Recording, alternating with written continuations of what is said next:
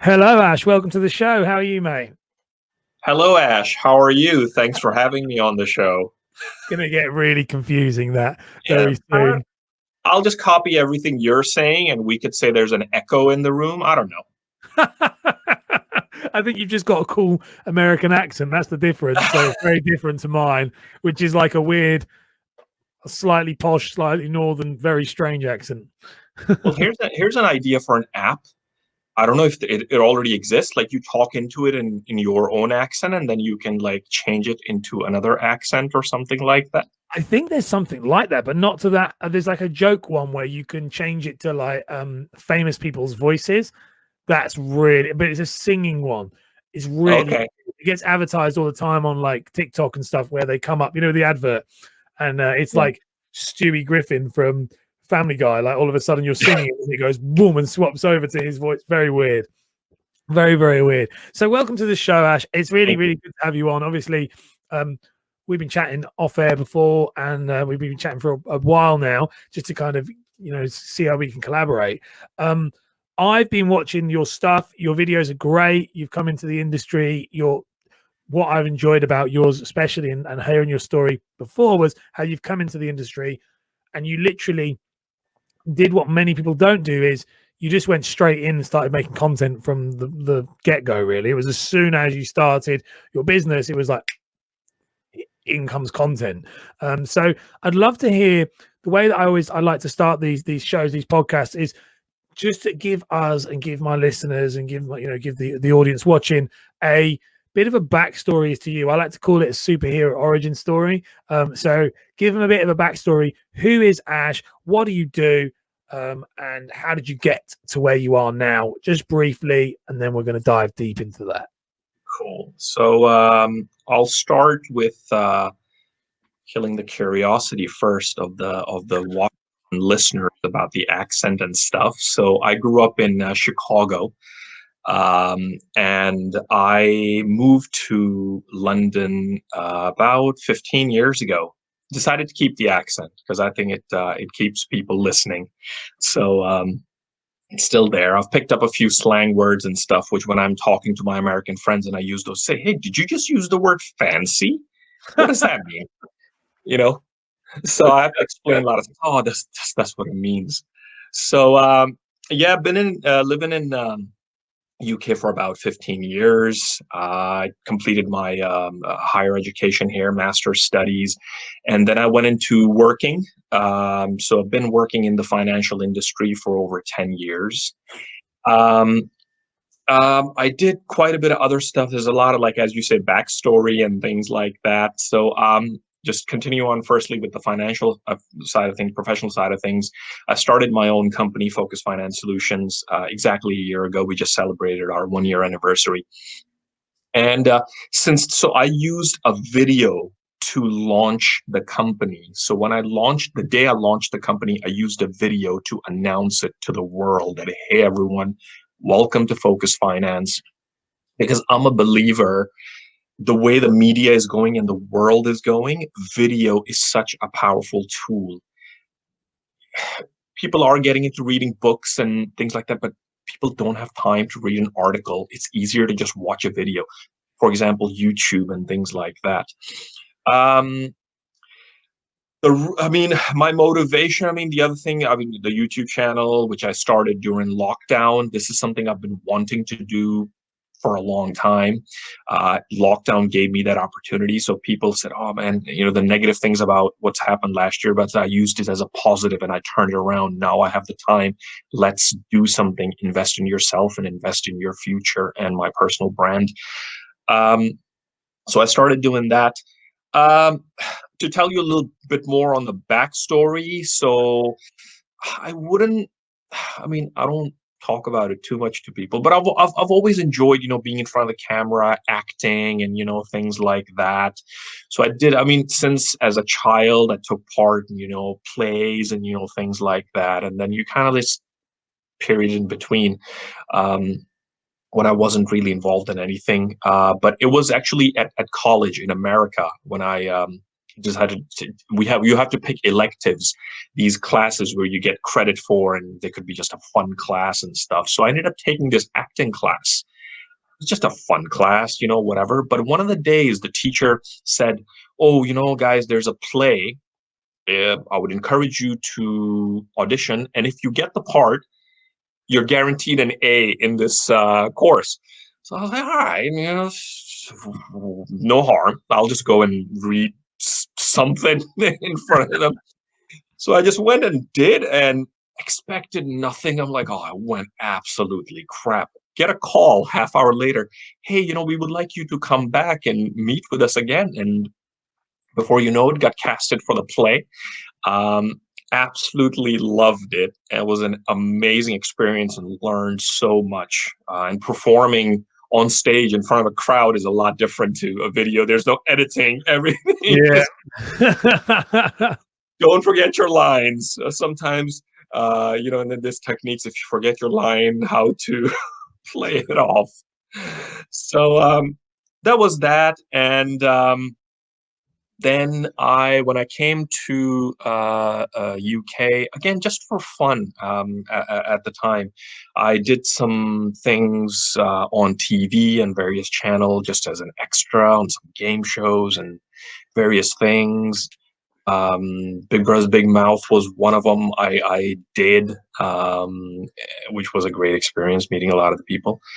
And that's a little bit of the backstory. I mean, I don't know what else I can say, but Yeah. yeah, really, yeah, exciting. It makes sense. And that's something that I wanted to dive in. That's why I wanted you on the show, actually, is to dive in on that, because you're one of the very few people, obviously, people who know me from a long time ago know that my foundation was, where I started building a personal brand was in mortgages and finance, which is the industry that you're in, the business that you're in. But what made me unique, which is why I wanted you on, was that I had a background in performing arts, like a strong professional background in performing arts, and no one else did. And that's why with me and you, when we jumped on that call, that first discovery call, I was like, we one, we have the same name, but two, it was like, this is quite freaky as to how aligned we are. And that's why I was like, well, I think it's really good to have you on to talk about that and talk about how you built your personal brand from that and how that's fueled it. Because I think that's the thing that people don't get, is that your videos, and I'd love to talk about this as we go through, but your videos are incredibly good for someone who just started. Well, not you've not just started, but when you look at it like that, like they're very, very strong. Your delivery is very strong. So one thing I wanted to ask you with that then, what made you go, because you said about media, and I agree with you completely about, whereas what made you say in your mind, this is where I need to build I always talk about building your house on the rocks. We'll talk about, like, a wise man builds his house upon the rocks and the foolish man builds his house on the sand. And what made you go, that's where I need to build my business. I need to build something online. And you've got your top 5, isn't it? And this and all of that stuff. So what made you do that? What did you see? What were the influences that made you say that's the place to go? YouTube, Instagram. Talk me through that thought process. So, social media is just blown up. Phones, everyone has phones. Everything is apps. Uh, and I feel okay. I'm in the financial industry. Okay, great. People come to me for finance and stuff. But I just thought, like, how can I connect with my audience? And also, in order to connect, so one thing I've always that's always worked for me. So when I worked in, say, banking, when a client used to walk in through the door, as soon as I opened my mouth, it was the accent, and that just, straight away, oh yeah, yeah, yeah, where are you from? Da da da da, and it just started. So again, that was my personal brand that I was using to connect with my clients, and that just made the whole process so easy, because at the end of the day, you are selling yourself first. People buy from people. So if you have a stronger brand of your own, you're going to make the person sitting across from you feel more comfortable. And that's when they're going to want to do business with you and continue on this journey with you. And I always believe that there's millions, so many people in finance, so many brokers out there. What makes me different? What makes me stand out? And it was me. I said, people have to like me first in order to do business with me.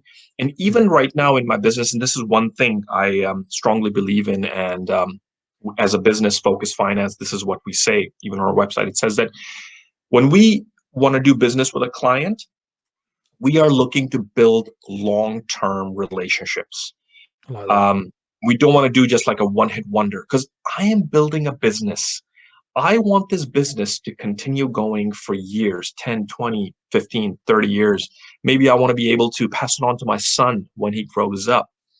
So I want to be able to build that bank of clients. And it is, some people, they want to conquer the world or do whatever. I just feel like, you know what? How much do you need to live on? So this is just my take now on life. How much do you really need to live on? How much do you need? There is no limit to your wants, but Yeah. what is your need? And in order to achieve that goal, if you can build a nice bank of clients, a good trust, people can trust you, you're going to continue building from that. I mean, you could spend on marketing thousands. You could be throwing money in a well and get nothing out of it. But if you build that relationship from that one client, you could get, I don't know, 10, 20, 30, 40. Sky's the limit. So that's what kind of I believed in when it came to personal brand and, building that relationship, basically. I completely agree with you. So the interesting thing that it's really lovely to hear you say we're so alike. It's really nice. Is that, and that's what I talk about. The wise man builds his house on the rocks. Is exactly that. You need to build a strong foundation of clients who follow you, and I think you've absolutely hit the nail on the head. And it's lovely to see you doing that because it's going very well. What influences? Was there anyone who stood out to you when you started making content? Was there anyone, obviously, other than myself? No, I'm joking. Was there anyone That's why I changed my name. I told you. So I changed my name because I love you so much. I thought that was, we said that. I said, don't say it on the show because people are going to get too, but I haven't paid him to say that, realistically. Yeah, he didn't pay me to say that. What have you seen? Because I'm a big advocate of this, is that I draw my influences from people. I'm a big advocate of this from a performing arts background, of this character building. Is I watch other people. There's mirroring and content. There's like content modeling and things like that I'll talk, which we can talk about in depth at another time potentially, or in this. But there's content modeling where you look at other people. I like that. I'm going to bring that across. And for me, I always say it. There's 5 people I picked for when I very first started. I looked at Ryan Serhant from $1 Million Listing. He was my property guy. Loved him. I loved his energy and I loved the way he was. Nadeshot from the esports world. I'm very into gaming, and he was one of the very first YouTubers. Gary Vaynerchuk for the real high energy, consistent, smashing it in your face to the point where you're like, oh. Look at Jamie Alderton, somebody who was local, who built a massive business. And oh my gosh, he was my third one. I've lost my third one. Oh, Alpha M, who's a YouTuber who I absolutely loved the way he used to do stuff. Now, I picked those 5 people, and I literally spent like 2 or 3 days like analyzing their content and going, what do I like about them and what can I draw from them and create me?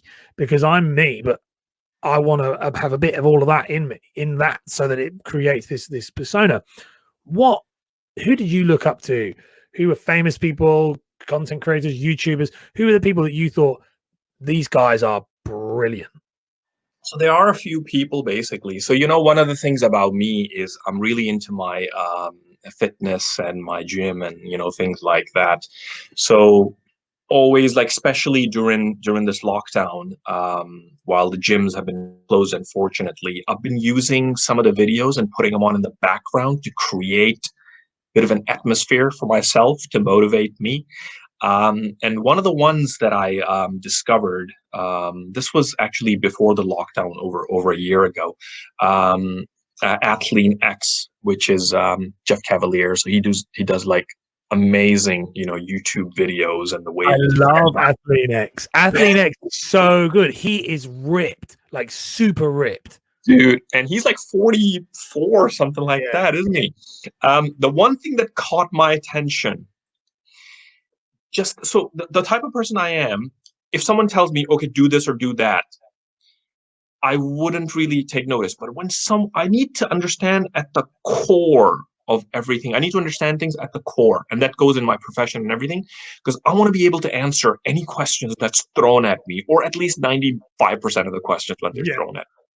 So the thing I loved about his videos, the very first video I watched, he was like, he draws with the markers, like various colored markers, Yeah. to explain each muscle and fiber and function, and that just got my attention. I'm like, man, that got my attention. And then now I had only seen his new stuff, and now going through all his content, I saw some of his old stuff when he first started up, and it was kind of like just in a dark room, or lighting wasn't great. He's just using a phone in front of a wall. So now it's so advanced, his videos, and he's training all these celebrities and athletes and things like that. Amazing. So he's a great inspiration, so I take inspiration from him. And then, like, from my industry, there's a few other guys, of course yourself, we don't have to mention that. But you had Gary last Yeah, week. Gary's a legend. Gary's a legend. Amazing. I was watching the whole thing and I was like, you know what, it's so relevant to me. I can relate to that. Yeah. So when you can relate to people, and again, going back to it, it all comes from the personal brand. People only going to relate to personal brand. They're not going to relate to, oh, he's got £1,000,000 at the bank, or he drives. So it's everything, is your brand. So it's that. And then there's few other people, but those two guys were good. But Athlean X was one of the first guys that I watched. And even, I don't know if you, again, from fit thing, it comes from, I don't know if you know this coach called Christian Thibodeau. He's a Canadian. He used to coach the Canadian Olympics team. He's on this site called T Nation. He's Okay. like a. I know T Nation, but I don't know. I used to be a bodybuilder. That was my long time ago. And I know, like, T Nation used to do at least have some great workouts on there, but I don't know that guy. No, that's why I know Athlean X. I haven't seen a lot of his new videos, to be fair. I can imagine they're amazing. I remember I haven't seen an Athlean X video for about 5 years, I reckon, easily, because they're super, super, super meticulous in detail.